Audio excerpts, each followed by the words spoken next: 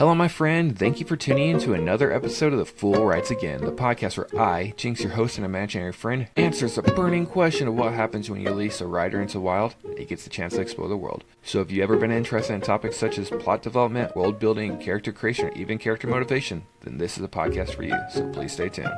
With that being said, before I actually begin, I should point out that this week's episode is a very special one for me. So please forgive me for placing it in the middle of my series on the macabre and conventions. I will continue that with the next release, but this one I couldn't delay any longer. So, now that I've said that, let's begin with some scenarios, as always. Imagine you're a very young kid and you move to a brand new place. You have no siblings, and you struggle to make friends because you're super shy. Your parents think you're going to make friends as you go to school, but you sit alone all day long, talking to no one. Weeks go by and your family starts to think you have no one, and they decide they're going to do something about it. They start to think that you're not going to make friends on your own. They decide they need to get a friend for you, and they start scouring through all the classified ads and looking for a dog.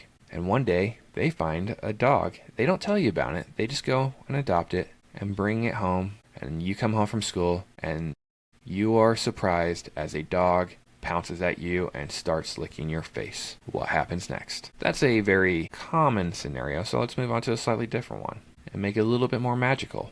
Imagine you're an individual who really likes to hike. And one day you're hiking through the mountains and you're by yourself and everything is quiet, but you take a couple steps and suddenly you start hearing this whining noise. And you are very confused by it because you expect to hear growls or you'd expect to hear birds chirping or tree branches swaying in the wind. This whine is completely surprising to you, so you decide to investigate. And you go and you find an injured animal. It looks like a dog. And you think to yourself, this dog needs help. So you pick it up and you bring it home and you start caring for it. And eventually the dog starts getting better, and you had initially planned on releasing the dog back into the wild, but you've grown so attached to it and the dog has grown so attached to you that you don't want to. You decide you're going to officially adopt the dog. And now you have a pet.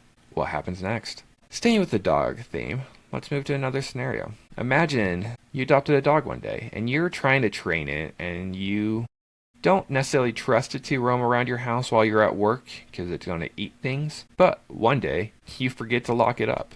So you go to work and you come home and you suddenly see your place is a mess. Feathers are everywhere. Yarn is everywhere. Cables have been chewed up. Carpet's even been chewed up. What happens next? Now here's the final scenario. Imagine you adopted a dog when you were really young and it was with you throughout your entire school life. But you graduate high school one day and you decide to go to college across the country, but your dog can't go with you, so it stays with your family. And you're sad to leave it behind. It doesn't really know what's going on because it's used to you leaving for school and everything else, and then you don't come home. And you're in your dorm one day and suddenly you hear a scratching at your door. You open it up and your dog is there. Your dog has traveled thousands of miles from your hometown to get to your college dorm. What happens next? Now, I think that's enough with the scenarios, so let's get to the story behind them. As I mentioned earlier, this is a special episode, and this one means a lot to me. Last week, I had the unfortunate experience of having to put my 15-year-old dog down due to her having kidney failure and no longer living a comfortable life. It's sad, and I've had a very rough weekend about it.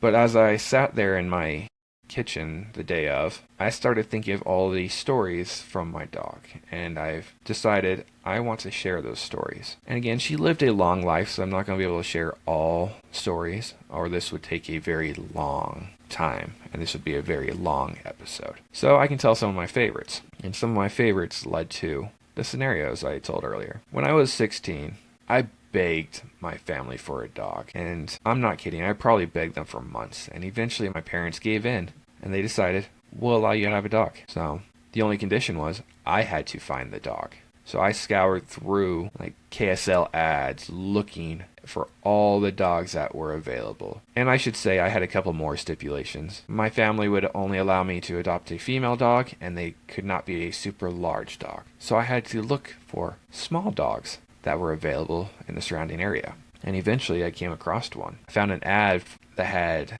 13 different dogs available. It was a very large litter, and they were all Boston Terrier / Dachshund mixes. And that was it. That was what I wanted. I wanted that dog. So I told my mom, and she said, okay. And we got in the car, and we went to go see the dogs. And we got there, and there were 13 little dogs running around. They were all adorable, and they all looked exactly the same. And it was very hard for me to choose which dog to get, because I wanted them all. Simply put, I wanted all 13 of those dogs, and my mom was having none of it. So she picked up a dog and said, this is the one.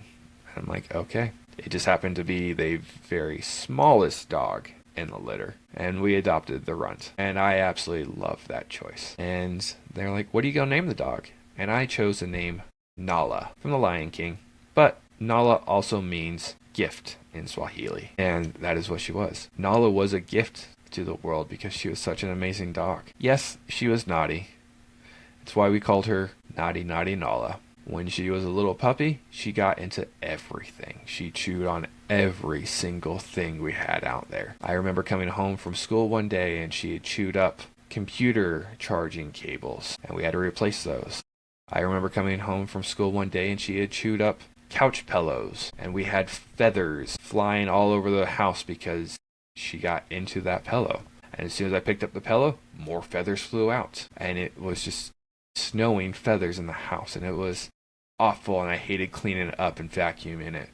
But I look back on it now, and it's one of my favorite memories of her. I absolutely loved it. And she got into yarn, and I came home from one day, and yarn was strewn all about the house because she got into the yarn basket and just carried it around. This little tiny dog got into so much trouble, but I wouldn't trade any of those memories. Some of them I could do without, and some of them made me super concerned. One day I remember getting home, and someone opened the door, and she took off. She ran out the front door, and across the street from us was a little forest, and she just went running through the forest, and I chased after her.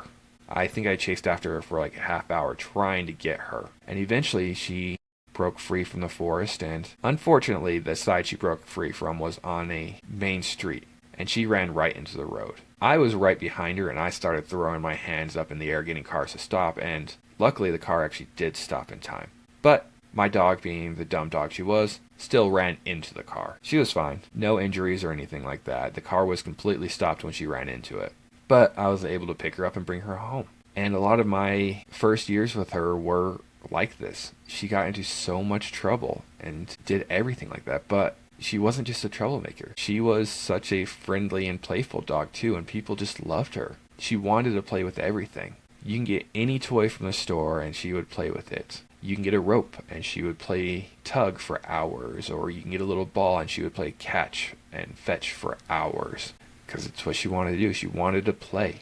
But when she was done playing, she wanted to cuddle. She would sit there right in your lap and lay there while you were watching TV, and she would just nap, sleeping next to you, or she would curl up next to you on the bed and sleep. She wanted to be in her blanket, so she had her own blanket that she would sleep in. If you were sitting on the couch, you'd have your blanket on you, and she'd want her blanket next to her. She would sleep, and we would all just cuddle together. I remember when I broke my arm, and she just wanted to lay next to me and comfort me, because she knew I was hurting, so she wanted to help take some of that pain away by laying with me and comforting me, because it's what dogs do. They comfort. They're there to help you. They're there to take care of you. As much as you are to take care of them, they take care of you. Fast forward a couple of years, and I graduated high school, and it was very sad to leave my dog when I left to live on the other side of the country. And she couldn't come with me, so she stayed with my parents. But I remember every single time I came home to visit for the holidays, and Nala would have to come outside. We discovered early on that as soon as I came home for that first time, Nala had to come outside to greet me. I could not greet her inside because she peed every single time from excitement. And she absolutely loved when I came home so she can spend time with me and see me again.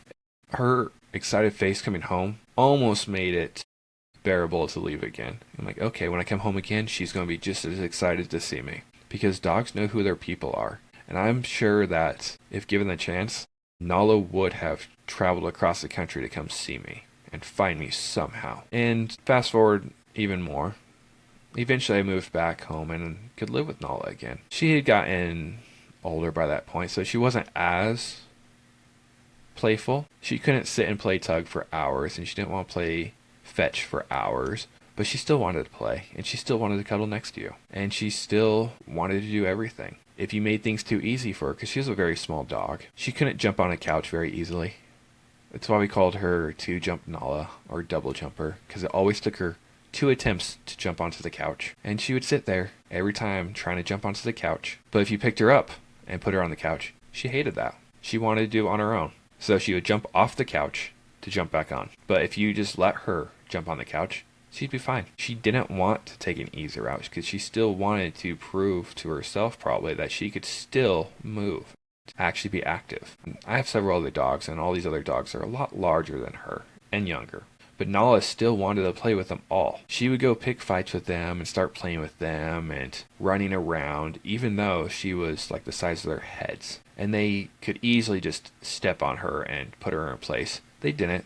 They just played because they were all one pack and they all loved playing with each other. And Nala just loved being part of that pack. I think Nala had a good life. She had everything she wanted. She had a family that loved her. She had other dogs that played with her. She had a warm place, toys, treats, cookies, everything like that. And I don't think she suffered in the end. I hope she didn't.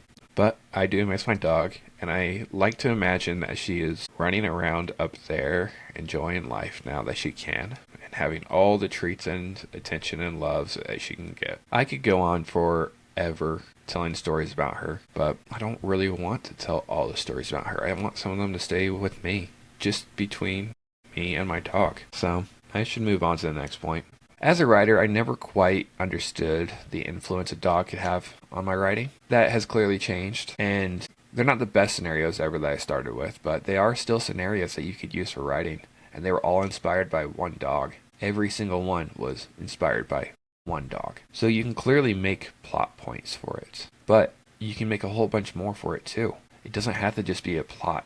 It could be world building or character creation or character motivation. With world building, how common is it to own dogs? Does every single person in your world own a dog? Or is it not common at all? Do the dogs not stay?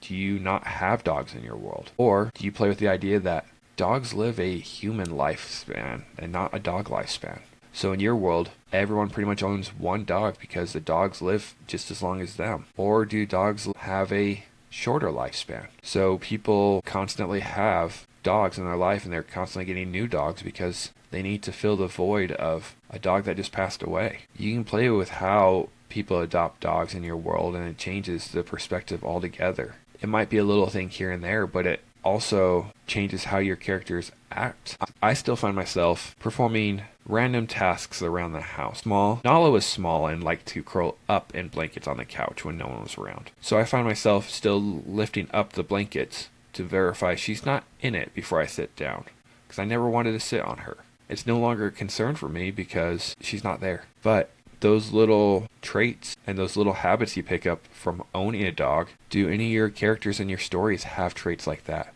Do they always lift up a blanket because the dog is there? Do they always hear a bell and they go to the back door because a dog alerted them they wanted outside? Do they always crouch down for like 5 minutes every morning because a dog wants cuddles and attention right before you go to work? These are all traits that a dog can inspire in a person. So why not show in your main character because they own a dog? You can play with it further. You can include these traits in a person that still has their dog, or you can include these traits in a person that lost their dog and they're trying to cope with it. But what about the other dogs? How do they cope with the loss of their fellow pack member? Do they stop eating? Do they not know where to lay on the couch? Do they not know where to sleep on the bed? Because they're all depressed too. Dogs suffer depression. They spend more time with their fellow pack members than you do. They're with them pretty much 24/7 while you still run around to work and school and the store. So when you lose a dog, you lose the dog, but your other dogs lose the dog too. And things you can include in your story. And then you go with plots very easily too. I gave a couple of scenarios in the beginning, but you can easily change those scenarios to fit a whole bunch of other things. What if you didn't adopt a dog? What if you adopted a mythical creature? What if, instead of barking, they can talk? It's a dog that talks. They're trying to let you know anyway. Nala would frequently let us know when she wanted something. She wanted a cookie, and it was bedtime. She'd bark and let us know. Or if there was someone wandering in the field in the backyard, she'd bark and let us know. So they're clearly letting you know of stuff. But what if it's not barking they do? What actually talking and let you know that way? What if your main character adopts a talking dog? What if your main character adopts a mythical dog? What if your main character adopts a magical dog?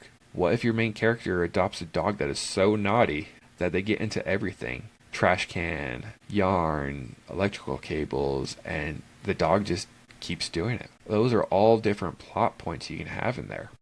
But then you can expand the plot points further. You can have your story take place at the beginning of a dog's life when someone first adopted the dog. Or you can have the unfortunate experience of placing a story after the dog has passed away. How does your main character cope with reality upon losing their dog? Do they curl up and not leave their house because they're depressed? Do they immediately go and try to find another dog to replace them? Do they join a group that will help them cope with the loss of their dog?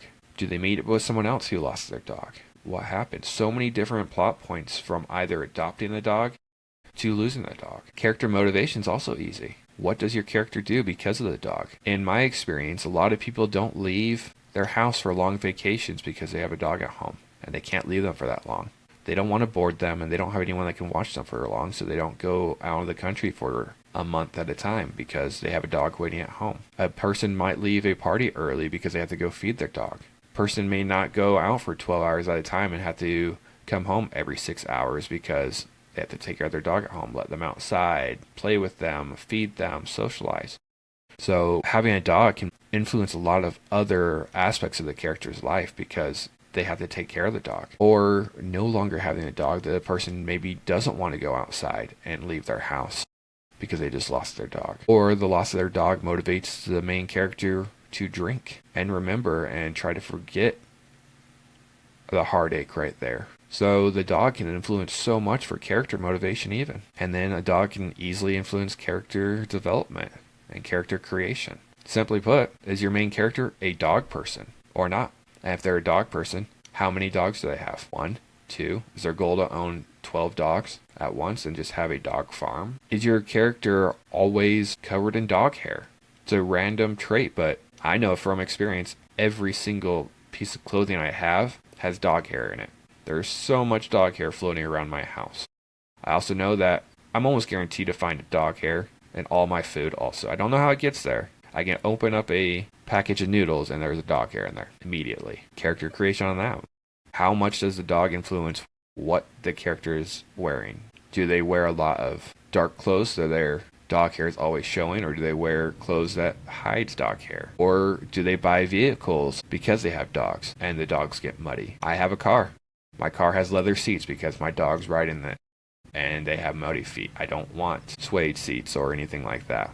I need leather seats because they're easier to clean because I have a dog. If I didn't have a dog, I probably wouldn't care as much on it, but I do. So does your character have something like that too? It's a very small detail. It doesn't have to come up, but it can be mentioned in the story and make your character a little bit more realistic. Do your characters allow their dogs to sit on the couch? Do your characters not allow their dogs to sit on the couch? So many possibilities from owning a dog that you can include in your story. Then there's the other side of the character creation, creating the dog.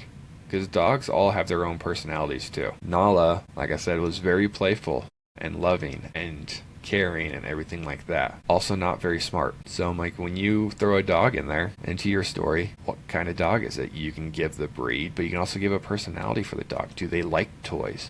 Do they like only one type of toy?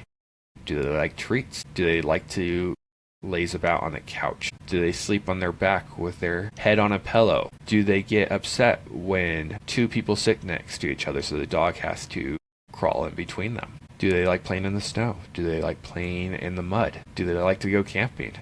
My dogs love to go camping. They loved being out in nature and being able to just roam. But when you're creating a dog for a story, these are some things that could help make the dog feel more realistic. Overall, dogs can influence so much parts of your story, and it's not just plot development, world building, character creation, or even character motivation. Dogs are just beings that you can include in the story and use their personality and experiences with them to tell the story and make it more realistic. I'm almost certain that Nala will forever be in my stories somehow.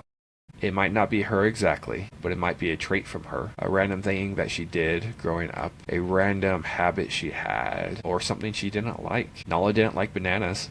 I remember one time a banana fell in her dog dish and she picked it up and carried it away and came back to eat her food because she didn't like the banana. So that's something you can include in the story too. So many options for stories because of dogs. But with that being said, I think I need to call it a day, my friend. This is not the easiest episode for me to record, but I can go on all day talking about Nala, and I don't really want to. So I'm going to call it, but before I do have a writing prompt for you. Write a story about an individual who adopts a mystical dog that likes to get in trouble. Now, I don't care the genre. It can be fantasy, action, romance. And I don't care the format, if it's a short story, flash fiction, long novel, or even poetry. As always, all I really care about is you have fun with it and make it your own.